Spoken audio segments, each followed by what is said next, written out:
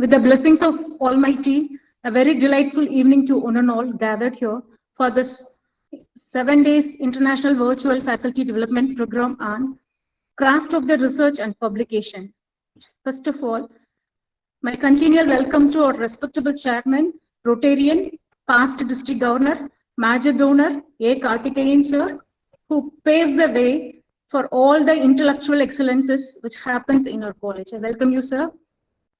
It's my pleasure to welcome our ever-guiding star and our beloved principal, Dr. M. Leelavati ma'am, who supports us externally, eternally in all our endeavors. Welcome you, ma'am. It's my pleasure to welcome our today's special guest, Dr. Kalpana Rajput, Assistant Professor, Department of English, Jayoti Vidyapith Women's University, Jaipur, who is here to share her bounteous knowledge for the young minds. Welcome you, ma'am. My warm welcome to all the aspiring faculty members from all over India who have gathered here to gain the holy grail in the knowledge forum. Welcome you all.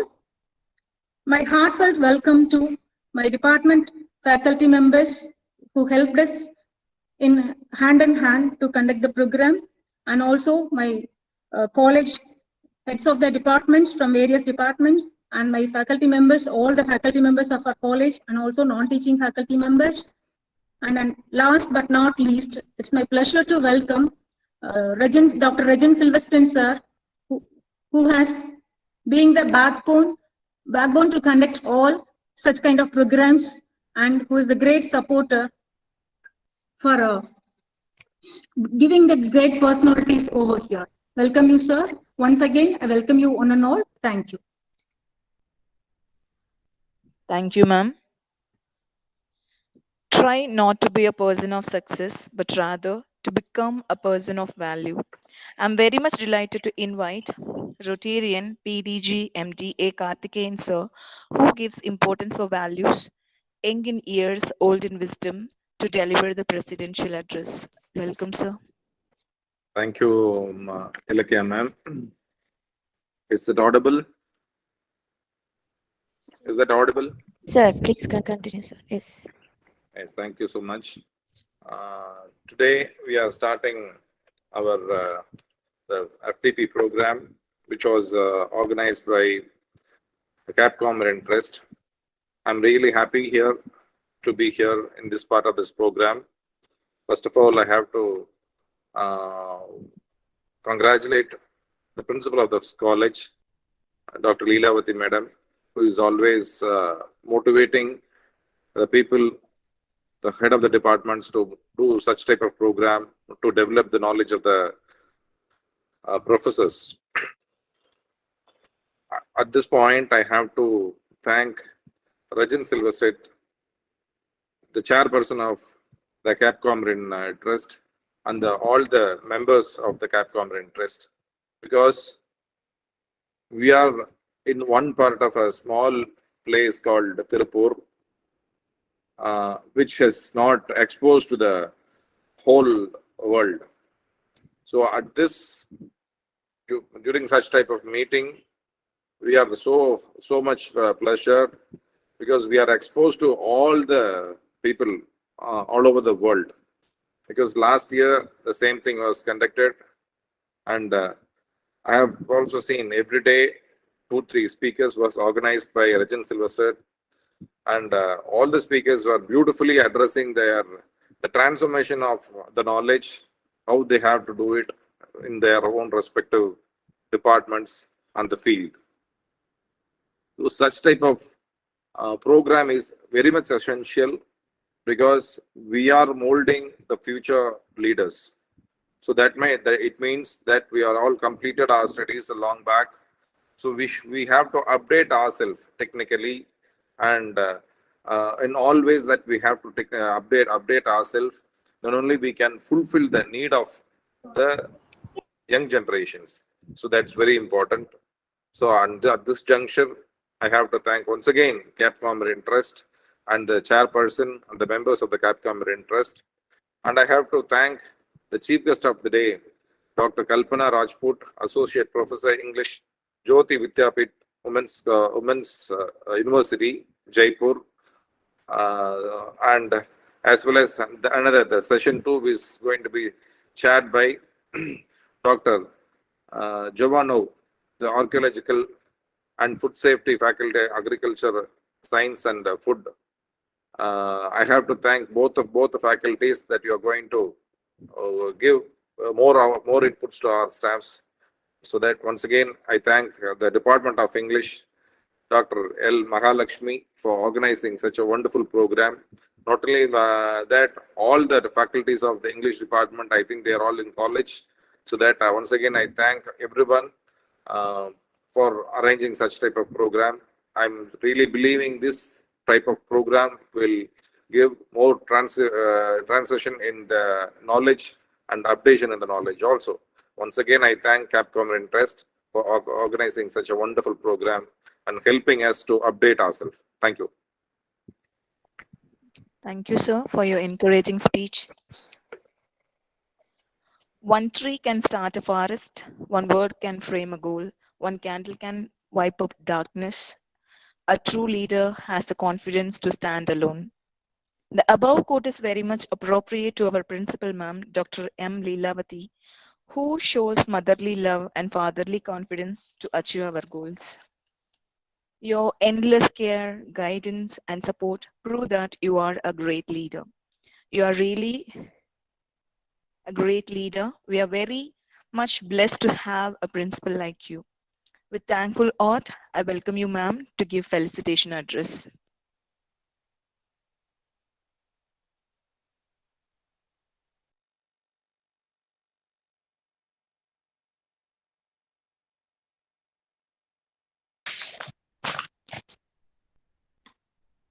Very good evening. Ilakya, am I audible? Yes, ma'am. Okay, can I continue? Yes, ma'am. Yes, ma'am. Okay. See, very good evening to all the participants of this very useful program. First of all, I have to thank our chairman on this platform, who is always supporting us to conduct such programs and who will always give us some encouraging words every time, right? Wherever he is, the encouraging words will be boosting work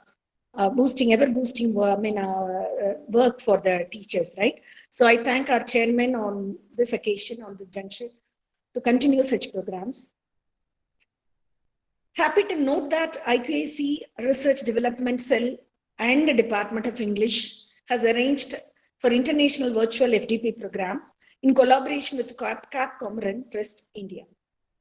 This faculty program, development program, is a critical factor towards building the strong foundation of an educational system to ensure quality education. This is very much essential, and this has to be in a continuous process in all the colleges. And that is what we are doing to develop and enhance the knowledge of our teachers. It intends usually, this FDP intends to provide usually a financial assistance to facilitate upgradation of knowledge, skill, and intends to provide opportunities for induction training for teachers employed in all disciplines. So the FDP is usually designed to equip the faculty members with innovative ideas and methodologies to make the craft of research and publication, which would be essentially the need of the hour, and it would enhance for sure the learning experience desirable and more effective. So this training will enhance and lengthen more interactive sessions, I suppose, and so that the nuances of the best practice of writing research papers is brought to the platform here.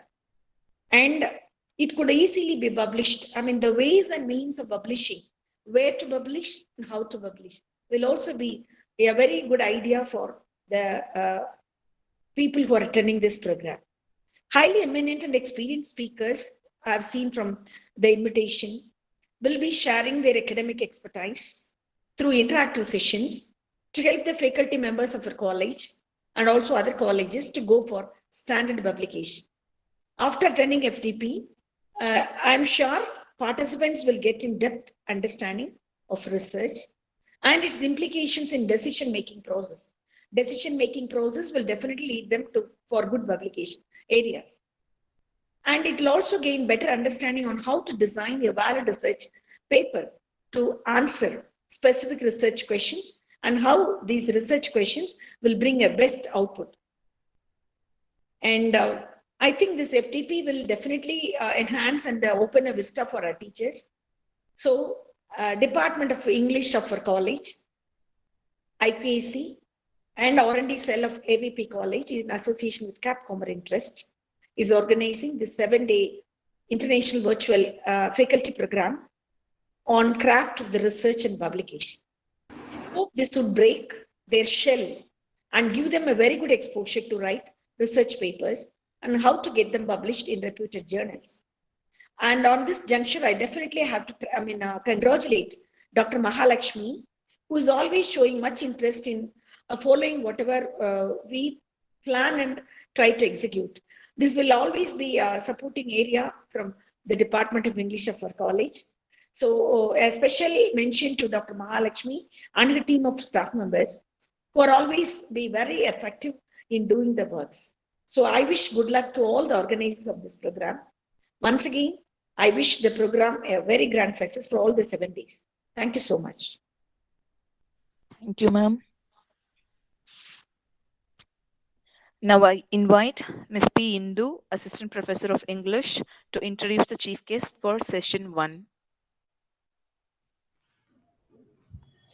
Good evening, everyone. I profoundly delighted to take an opportunity to introduce the chief guest for the session. Dr. Kalpana Rajput is the poet, translator, reviewer, editor, and co-author for several books. She has been widely published in India and abroad. Her poems, articles, papers have appeared in different reputed journals of India, including Sahitya Academy and abroad. And she has lectured several times on Akashvani Rampur on education. She has written syllabus books on grammar and English literature for graduation. Her areas of interest are Indian English literature and Commonwealth literature and criticism. Besides, 8 scholars have done their PhD under her guidance. Several of her paintings are published as covers of anthologies on English literature and criticism. Ma'am, now the session is yours. Thank you, ma'am. Good evening to all, and my warm greetings to all the organizers, speakers, and participants attending this international conference on craft and research publications organized by Research and Department Development Cell, IQAC, and Department of English, AVP College of Arts and Science, Tirupur, Tamil Nadu, in collaboration with Cape Comorin Trust, India. And here it is a matter of immense joy that you are organizing such a valuable FTP on research craft and publications.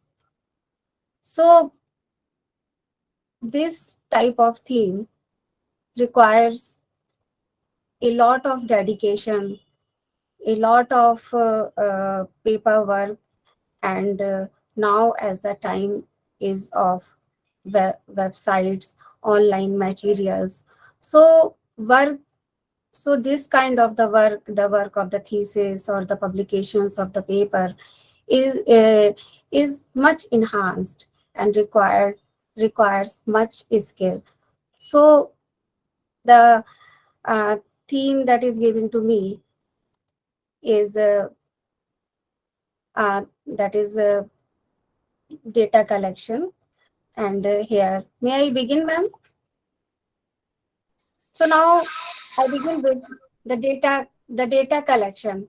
Firstly, we should take into consideration what is the data. Data is a thing that is needed in all types of the research and writing research papers. And the whole thesis, the whole paper depends on the data, whatever we have collecting.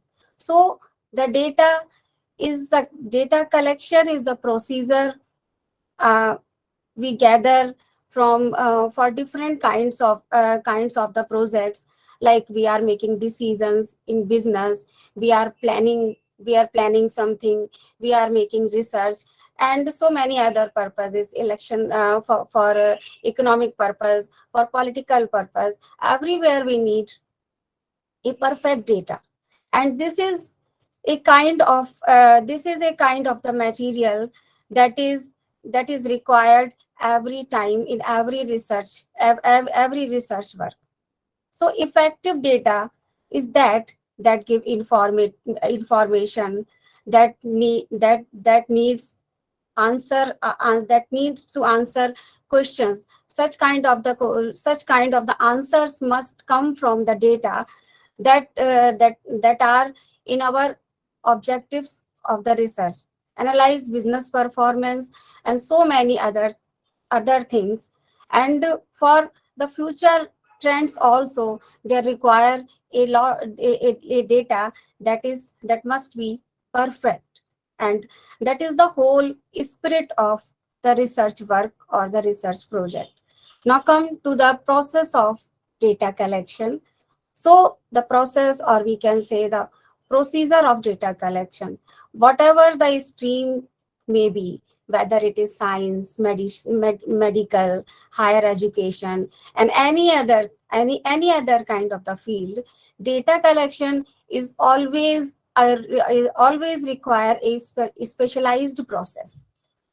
So the researcher, those that create and implement and collect specific sets of the data that must be very accurate, or in any kind of the stream, whether it is the business, whether it is the research, or anything, that data that you are collecting, that must be accurate, and that ensure that all the analytical findings and all your research results, or whatever you have acquired, you have gained, that must be valid, that must not be only hypothetical, that must be proved.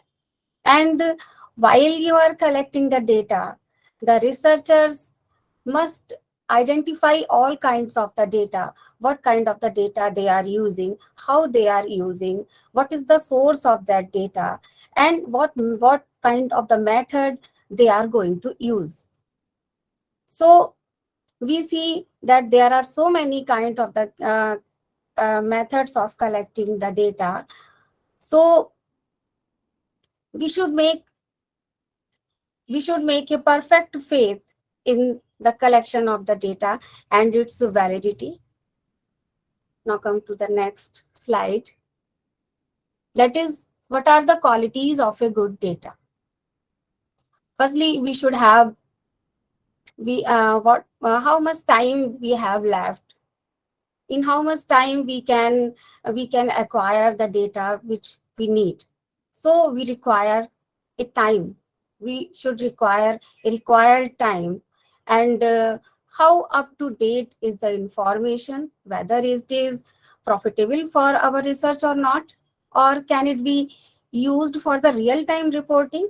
Real-time reporting, that means whether the present time, the contemporary time in which you are doing the research, whether this data is required for that time.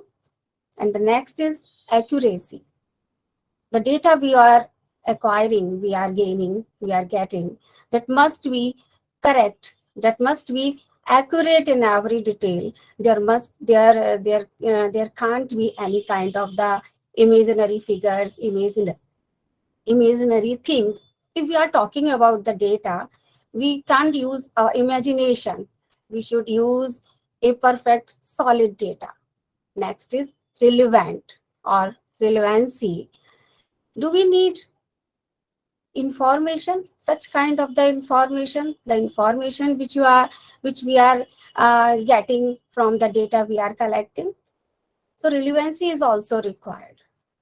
Now, the consistent, that must, the data we are collecting, that must be consistent, that must be same all over the time, that must be same every time, that must, the data we are collecting is all should also be reliable does the information contradict other resources that are trusted? No. There should be no contradiction. That must be approved.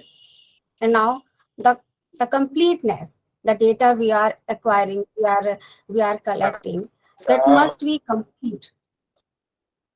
That must have a comprehensive and total information of the fact that we are, for which we are getting. We are gathering, we are collecting the data. And the next is availability. The very important thing, the data we are going to collect or whatever we have thought in our mind, will that be available? That is the thing to be thought of. And now, before collecting the data for our research work, we should ask some questions to us. What is the goal or purpose of this research? Because before working on any project or working on any research work, thesis, we should keep in mind we should keep in mind what are our objectives.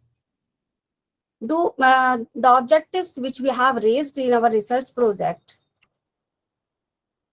do the data we have collected give perfect information, give perfect answers to those questions, to those facts that we have raised in our objectives, research objectives? So what is the purpose that is required, and what kinds of the data are they planning or gathering? The data they are gathering, that must be up to the mark and coordinating with the theme, the title on which you are working. And now the question raises, what methods and procedures we are using to collect, to store, and to gather informations.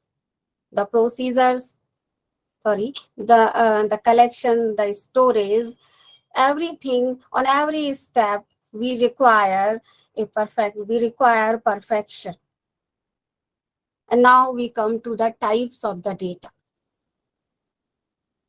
Ordinarily, we talk about the two kinds of the data, qualitative and quantitative. And further, the qualitative type of the data, that is further divided into two parts. First is nominal and second is ordinal.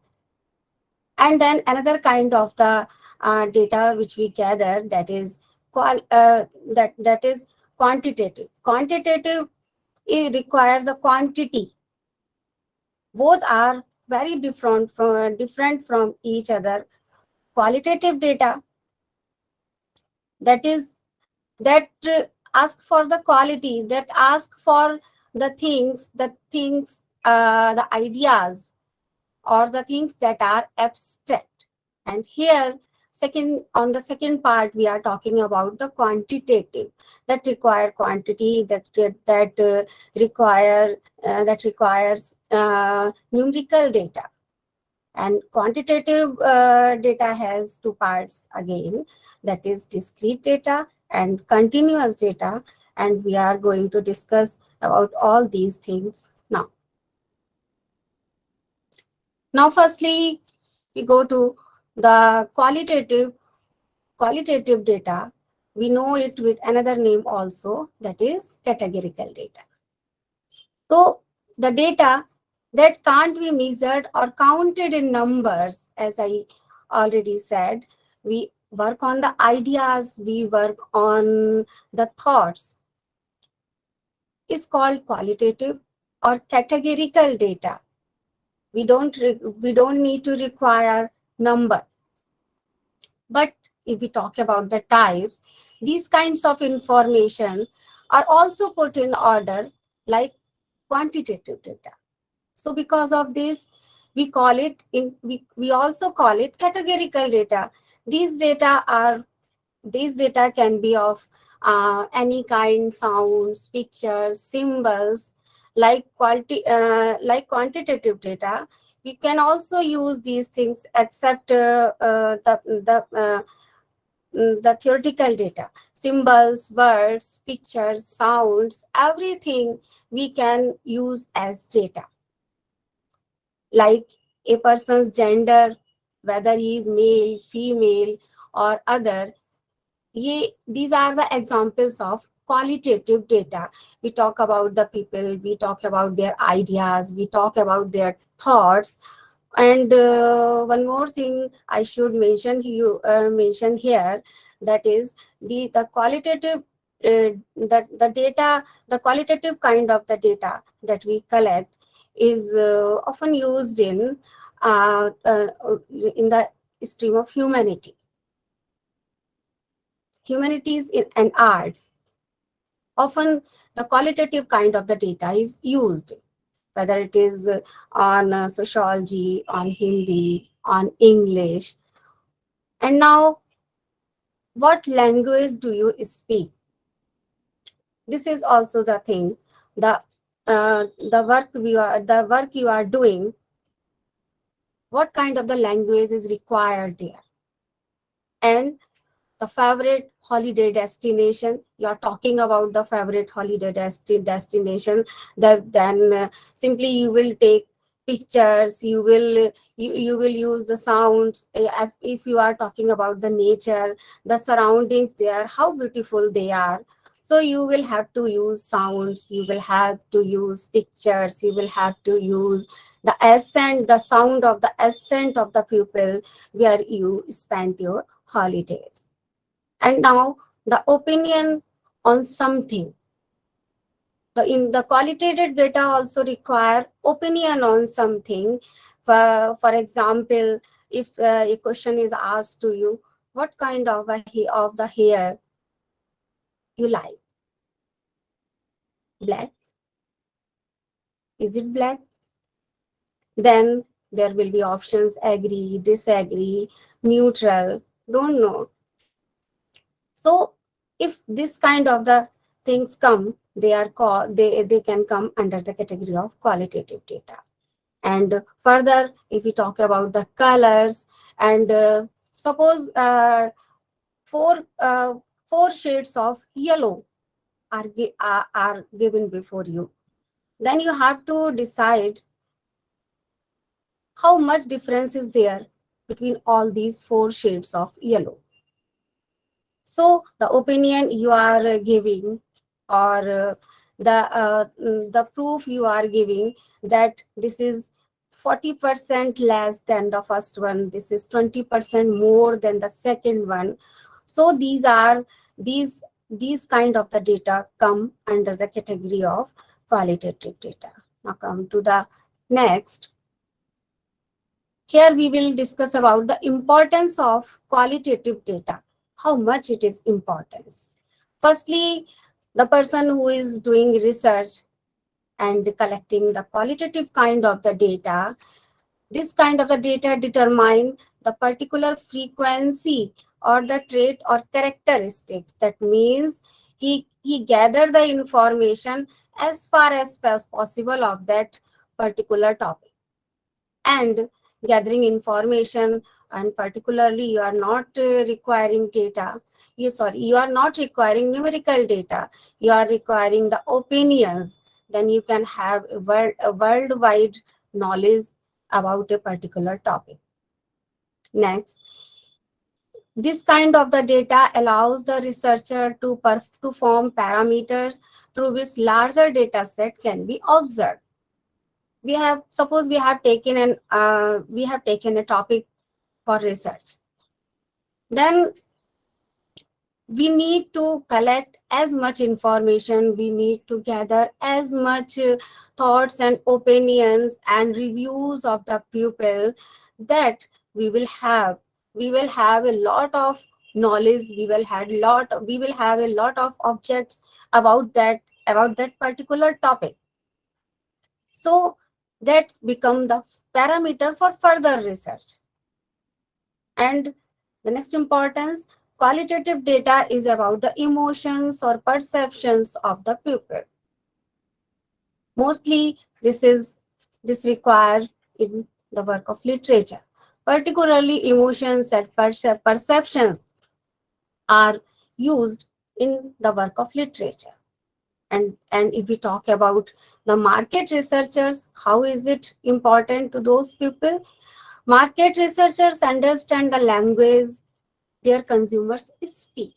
They go among the people, these researchers go among the speakers and will deal with their problems and talk about their work, their efficiency, their weaknesses. They know so many things about the people, otherwise they would not have known about them. And then it involves in-depth analysis and research. And if we talk about the overall outcome of the qualitative research, we have, up to now, when we have collected the whole data, we are making it, we are organizing it, we have got in-depth knowledge, in-depth analysis on almost every kind of the point raised in the research. Now we come to the important part, qualitative data collection methods. What are the methods? The very first one is one-to-one interview, or we can say taking interview. If we talk about the work of, we talk about the research on literature, English literature. If suppose we are working on John Donne, so the people, John Donne is not alive, he is no more, but the people who have done a lot of critical work on the John Donne, we can, if they are alive, they are in our access, we can take interview. We can take interview of those critics. And if we cannot go face to face, we cannot take interview face to face, we can use the use emails. We can use so many things. So interview can be conducted. And what kind of the interview is it? That must be informal. We should not make a structure of the interview. That is a condition, because when we are taking the interview of somebody, if we are taking one to one, we are taking interview face to face, then it must be conversational. It must be quite easy. So that the person who are giving interview must be very easy, must be very at ease before the interviewer. And what is the purpose of such kind of the interview? To explore the views, experiences, belief. For example, we talked, I told you about John Donne. If we are talking about a particular critic on him, we can talk about his experiences while doing the work, what were the pitfalls he had to face during the research, and what beliefs he formed about his poetry, what are the motivations he got because of those motivations. He planned to work, he planned to make a critical work on the poet. And then interpersonal skills like questioning. We have to put questions before the critic. Conversing and listening. We must have the skill of conversing. We must know how to talk. And very important is listening. We must also listen. We must know, we must have the ability to listen other. That is very difficult thing, And then mostly open-ended questions are asked in one-to-one interview spontaneously, as open-ended question in which the interviewee can give answer according to his own point of views. He is free to answer in any way, and letting the flow of interview dictate the question to be asked. And then there must be a spontaneity, there must be a flow in asking the questions, listening them, and giving proper and giving a perfect thought. Question order should be relative to importance of the issue. And this thing also require a bit of attention. That is, we should make a question or order of the question for according to which we need we have raised the issues, we have what are our objectives. So if the questions we are asking fulfilling our objectives or not, that must be taken into consideration. And next is good questions. The questions which are good, as you are talking about the experiences, we are talking about the qualities, that questions must be open-ended. That means require more than yes or no answer. They can give their opinion, or they are free to be neutral. They can be neutral if they wish. The answer must be sensitive and understandable. There here, it doesn't require that we are using a very complex language that make the interview uneasy. And then the last is producing encouraging noises. That is also important in the present times. When you are taking the interviewee is giving you the answer, then you can say right, you are very fine. So this give a good idea to the interviewee that how that he is doing right, he is giving the right answers. And the second method is the focus group, or we know it with a very general name, very common name, that is group discussion. We can make the researcher and he should make participants there. And those participants must be must be equal in the knowledge. They must be from the same stream, if it is possible. And what must be the strength? That the strength of the participant in group discussion in focus group must be 10 to 10. And it would be better if pre-existing groups are incorporated there. That is, the groups who have already worked on a particular topic. They will have a perfect knowledge. Those participants can give the perfect direction to the researcher also. Though the researcher will be the moderator there to moderate the discussion, he will not much participate in the discussion, but he will be there as an observer. And then members of a group may have something in common. That is already told, that pre-existing group and of the same theme, that is sufficient knowledge of the subject matter.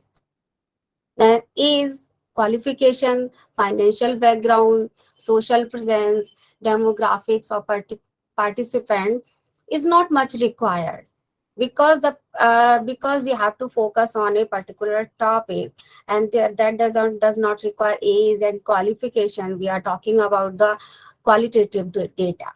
So here opinions are required. Mostly the opinions are required. And when we should avoid this focus group method, we should avoid this focus group method when our purpose is unfulfilled. When we have collected the people, we have made participants, that doesn't fulfill our need, then we should avoid this focus group. Members uneasy with each other, they have personal bias against each other, and there is a there is a clash of topic between researcher and members, then we don't need focus group. We should quit this idea of using the focus group as a method.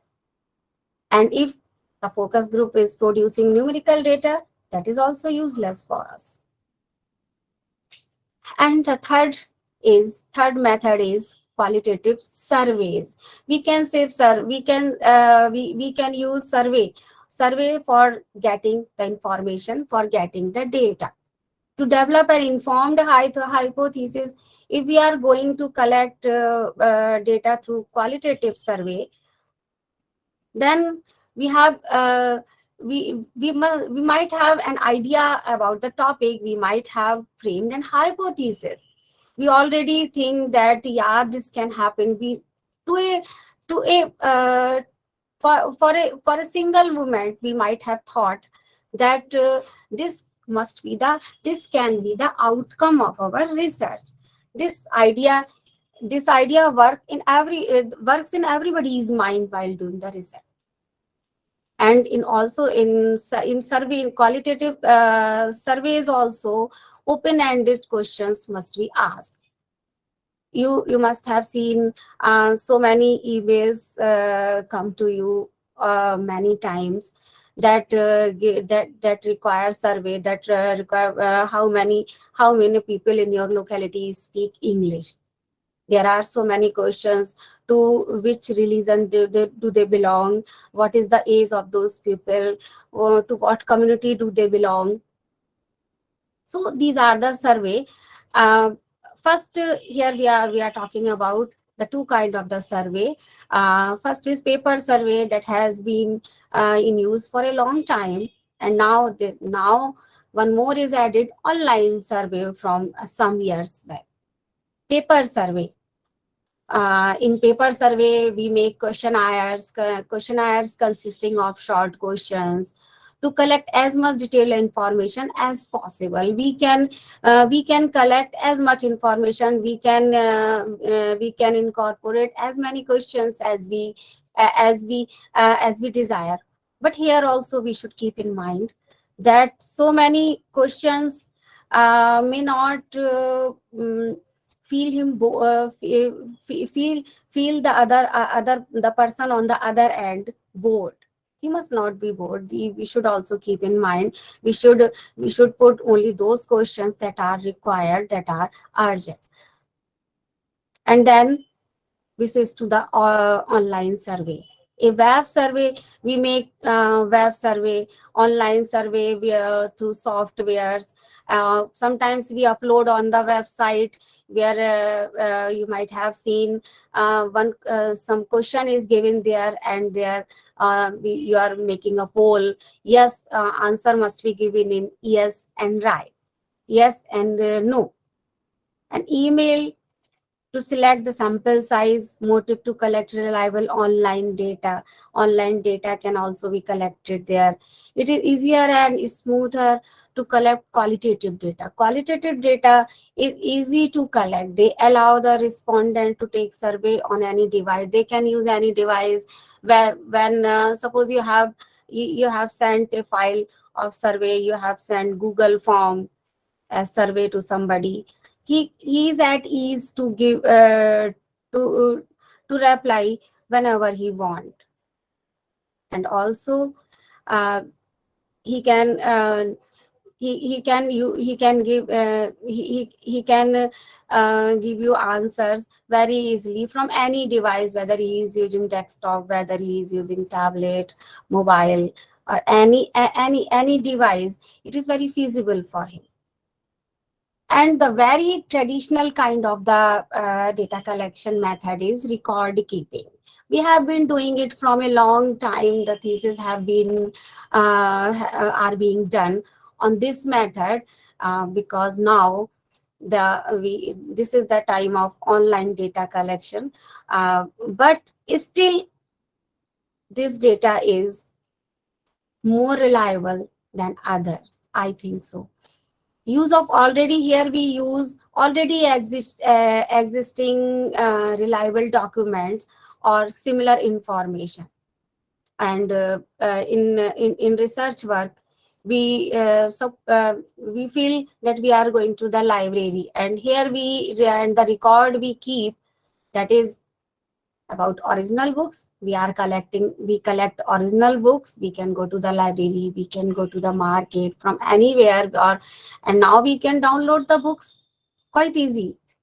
So we can make our own library. We can collect informations regarding our topic from the journals, from the reference book, from the critical book, from the books of criticism, from compendiums, where so many thoughts about a particular theme is given from different ideologists, and from different thinkers.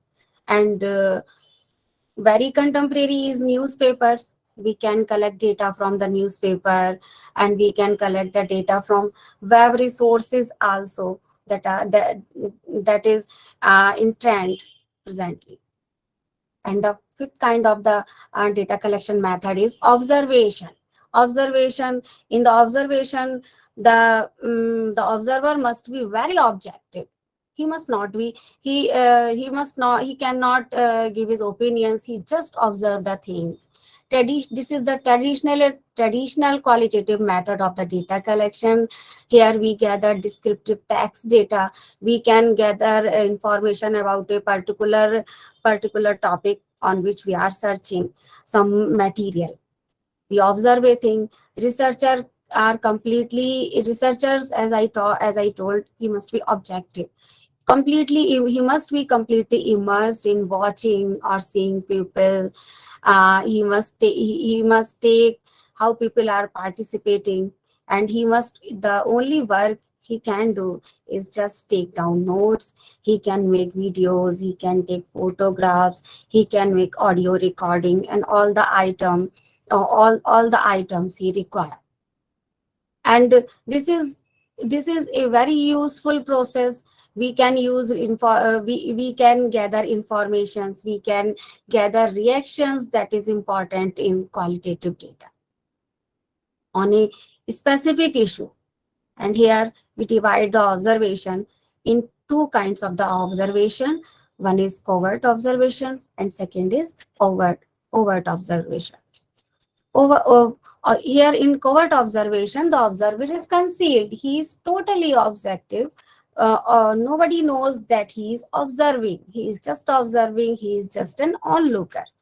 So researcher is studying in the like, for example, a researcher has gone to a ritual of a wedding in a nomadic tribe. He want to know how these marriage ceremonies are done here among those people. He can go in the marriage, he just sit and observe the things. He can take photograph, he can write, he can make notes, he can use voices also. And second is overt observation. Here he goes and tell the pupil that he is making an observation, he is collecting the data. So there everyone is aware that they are being watched, they are being observed. And the sixth is longitudinal studies.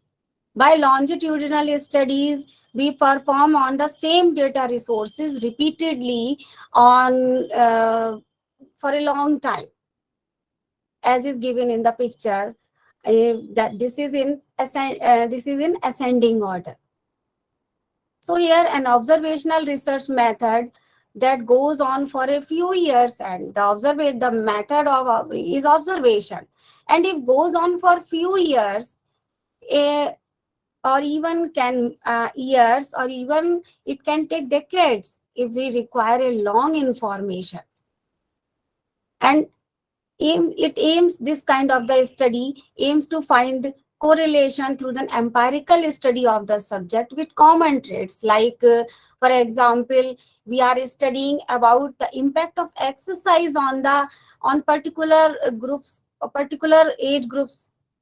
And if we are talking about the middle-aged people, how the exercise affect these people's health when they are in their 40s, when they are in their 45, 50, and 55.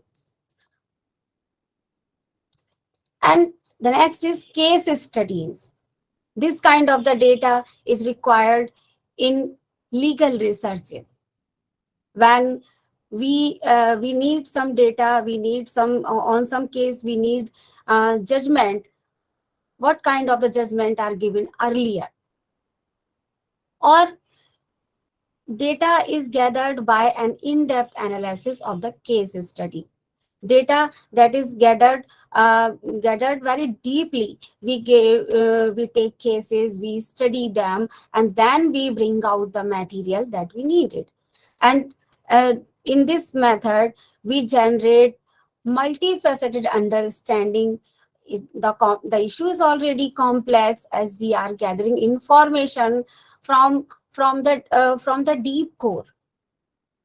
And this kind of the study is used extensively in a wide variety of disciplines, particularly in social sciences. In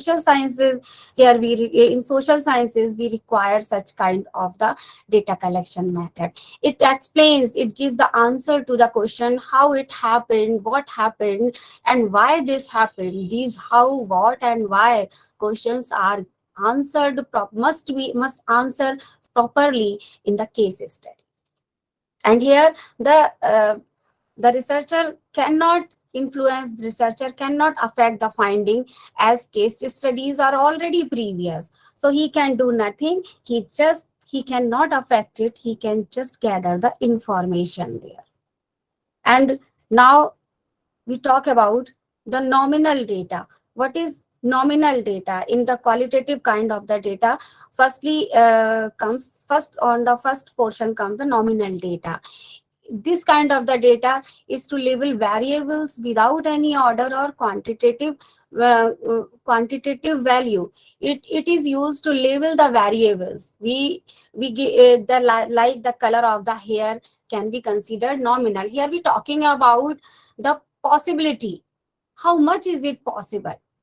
As the color of the hair is as nominal data, because the color of one's hair cannot be compared with another one's hair. Just like we are so many people in the world, but if we try to gather the information, how many people in the world are like me, are like my face? How many people's face resemble with my face? It is not possible. We can gather only few people. We cannot gather the people of the whole world. And this kind of the nominal data cannot be written in numbers, and cannot give any sort of cannot give any order to this kind of the data, because we cannot have the perfect information. We can have only a bit of knowledge. For example, in nominal data, we can talk about the color of the hair. They are red, they are brown, they are black and white. And further, there are so many shades in red, so many shades in brown, and so many shades in black. And talking about the marital status of the people, these what kind of the life the single people are leading, what kind of the life widowed are living, what kind of the life married people are leading. This is also very difficult to gather. We can get a bit of knowledge only. We are talking about the nationality, Indian, German, American. We get information through different methods of collecting data. Only a bit of knowledge will come in our hand. And we are taking research on gender, male, female, transgender, other people. So what are their views? We can reach only to the few people who are around us, or we can gather information from, like the color of the eye, which is very fine, black or brown. Then the features will work here.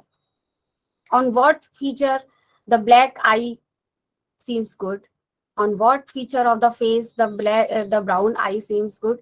This can't be said, this can't be said perfectly. And the next is ordinal data. Ordinal data, this is categorical data with a set order of the scale. A set order of the scale is made here, like we see in the picture. There is a hot chili, and then the hotter chili, and then the hottest chili. This is also again in the ascending order we are seeing. In ordinal data, there is no standard scale on which difference of each score is measured. Here we are seeing this is the green chili, this is the yellow chili, this is hotter, and there the red chili this is hottest. But can we imagine the hottest one can give you no sensation of hotness? It is also possible.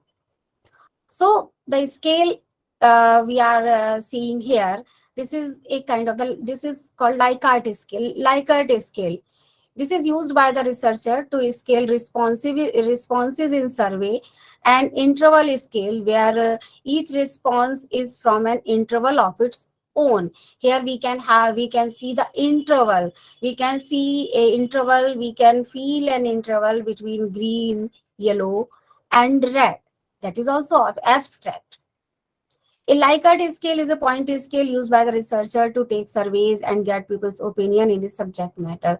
It is usually a 5 to 7 points. And for example, the visible example is here that if we ask a question, how satisfied are you with your services?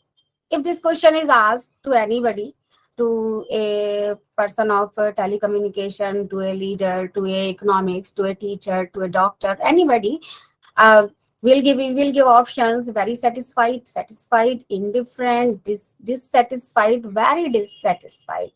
Then you will click on any one of the option.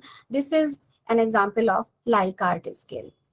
And now the qualitative data analysis we have collect now. Up to now we have collected the data, and how we will analyze it.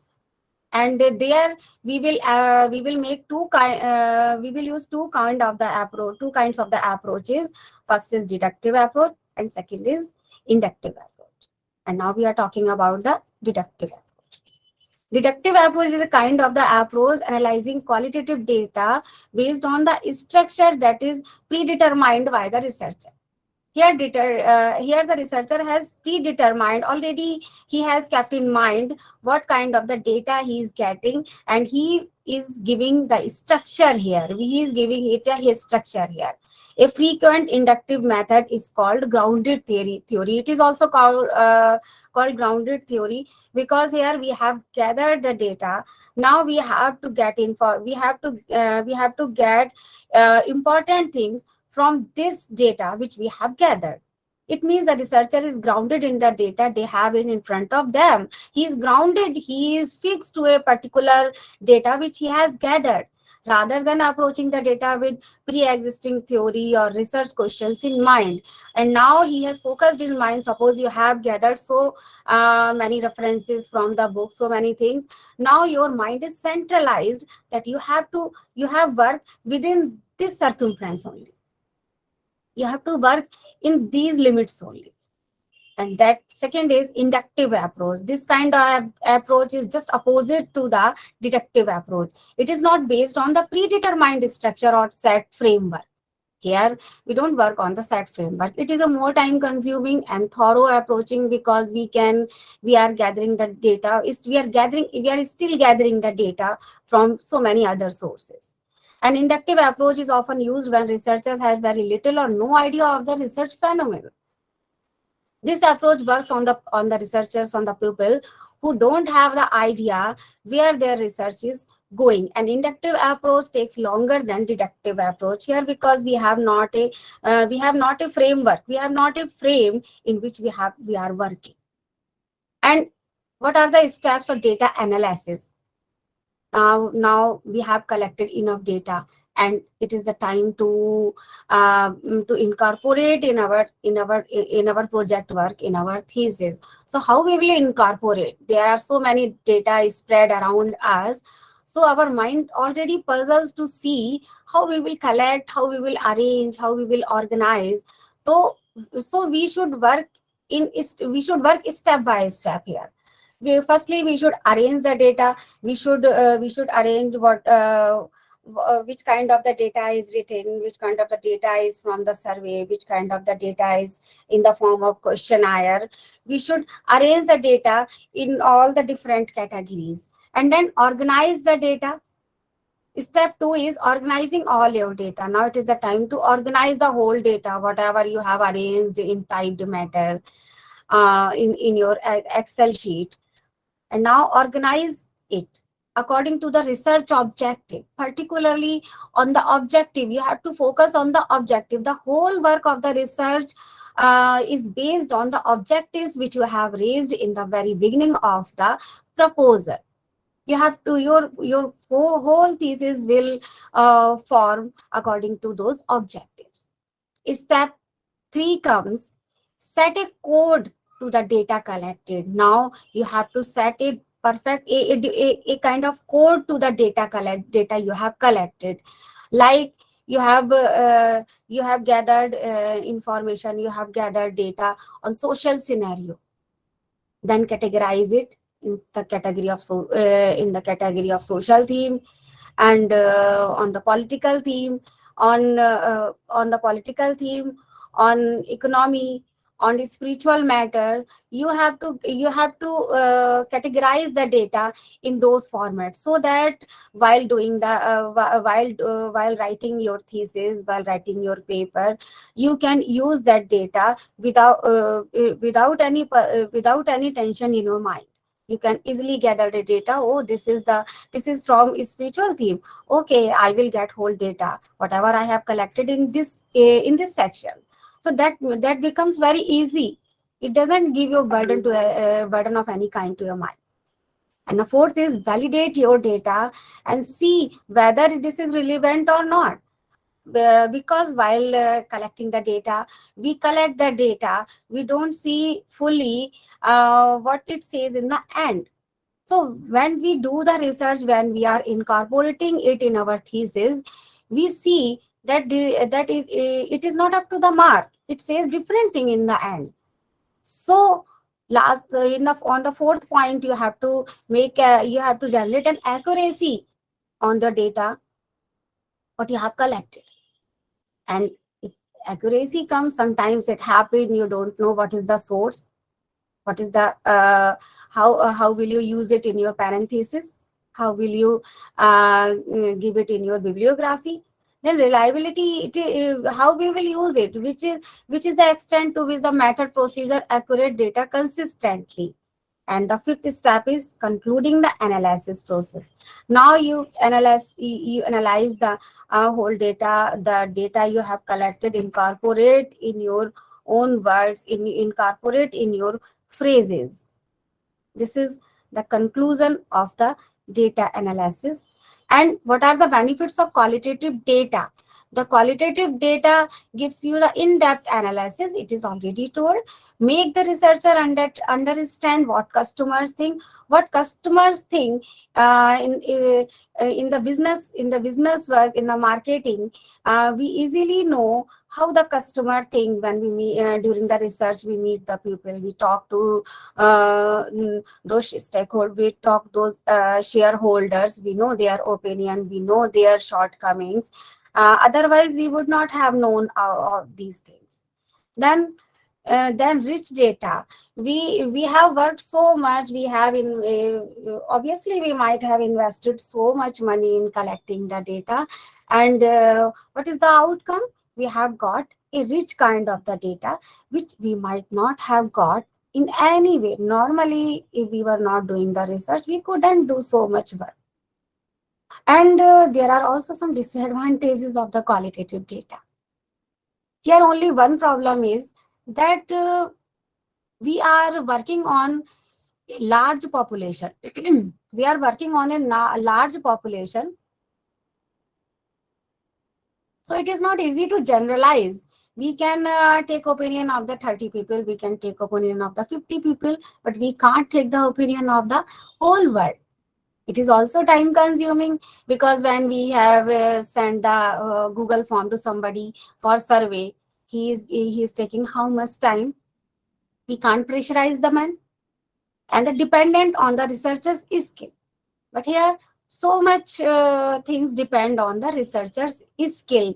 That researcher is how much skillful in getting the data from the people that he requires within a particular time. A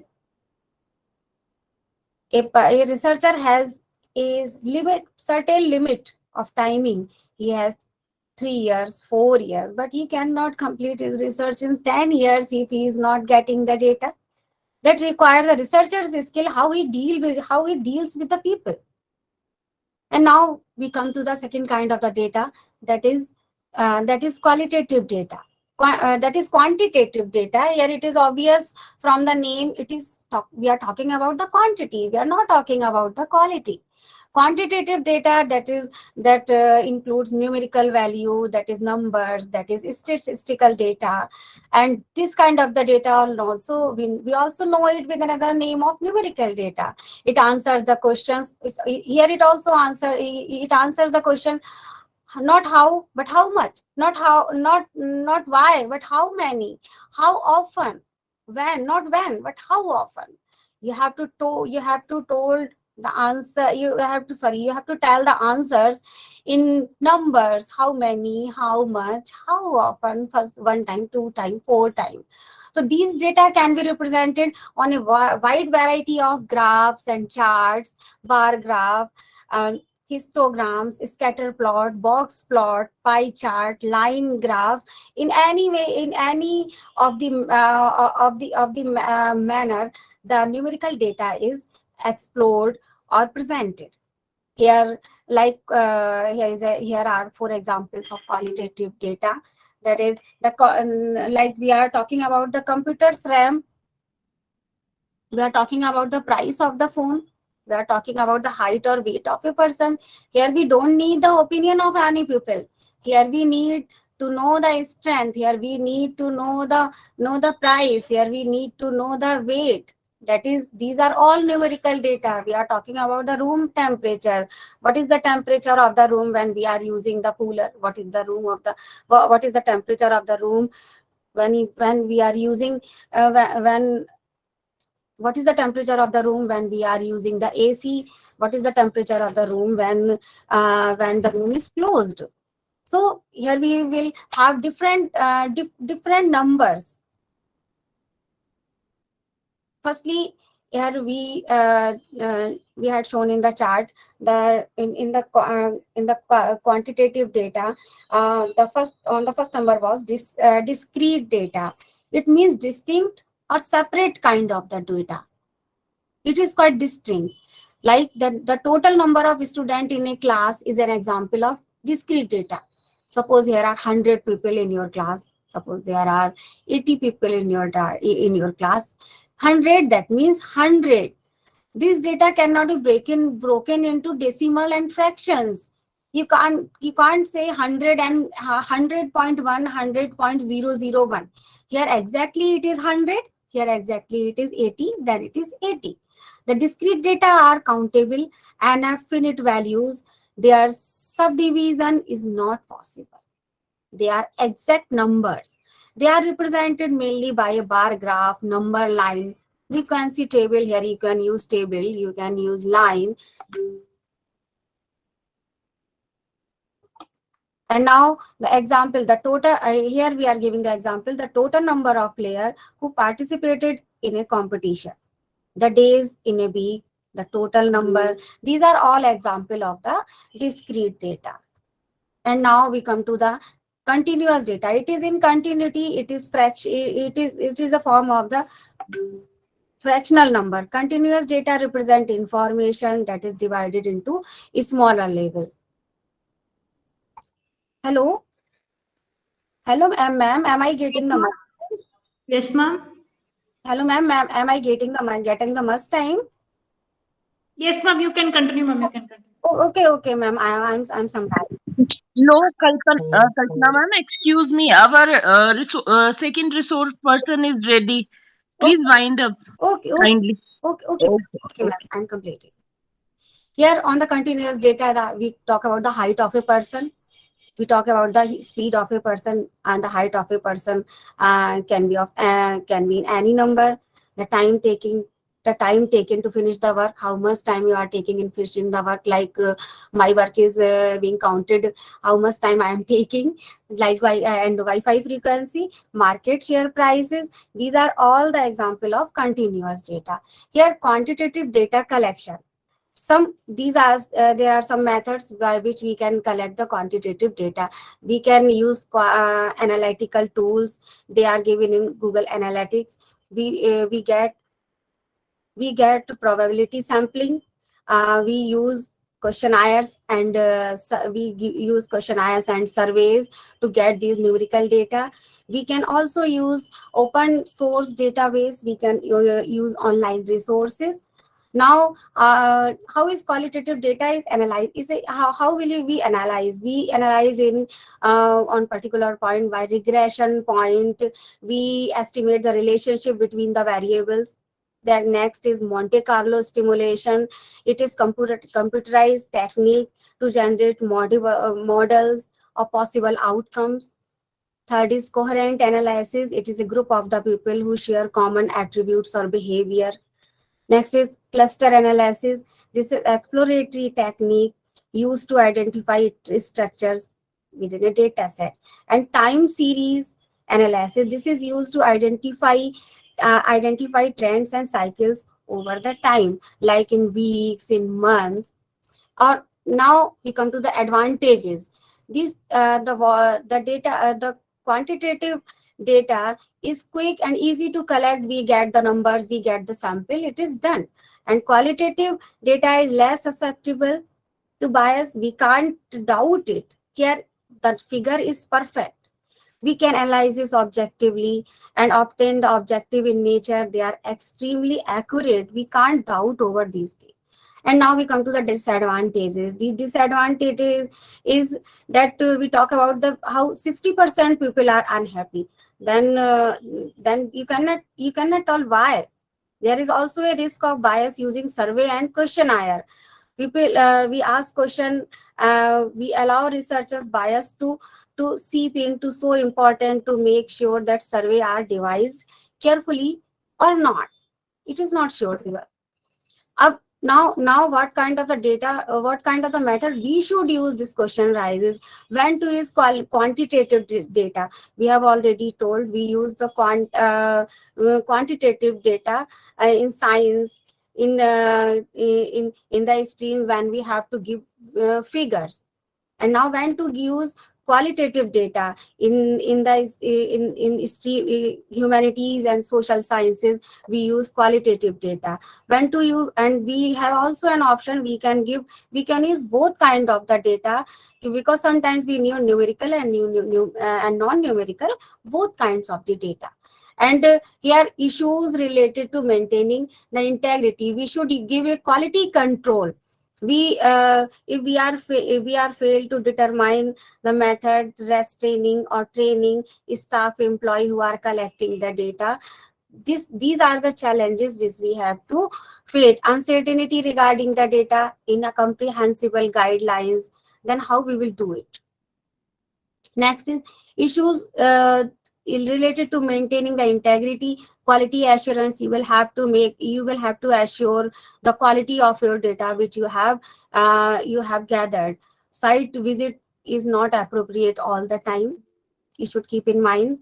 Then these are the common challenges: data quality issues, whether the quality of the data is perfect, the data is consistent or not, the data downtime, how many time it is taking in gathering, ambiguous data, it is ambiguous data or not, duplication, too much data, inaccuracy, hidden data. These are all the challenges which we have to bear with, which we have to give answers to.